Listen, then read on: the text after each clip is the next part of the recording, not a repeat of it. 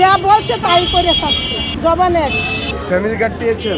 জি পেয়েছি। Family card পাইছেন? হ্যাঁ পাইছি। প্রযুক্তির ছোঁয়ায় বদলে যাচ্ছে প্রান্তিক মানুষের ভাগ্য। রাজধানীর কড়াইল বস্তির নারী ও শিশুদের হাতে ফ্যামিলি কার্ড তুলে দেওয়ার মাধ্যমে এক নতুন মানবিক যুগের সূচনা করলেন প্রধানমন্ত্রী তারেক রহমান।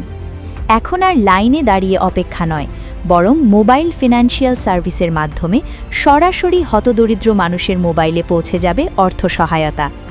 কড়াইল, সাততলা ও ভাসানটেকের ১৫ জন নারীর হাতে কার্ড হস্তান্তরের মধ্য দিয়ে আজ এই বৈপ্লবিক সেবার যাত্রা শুরু হলো।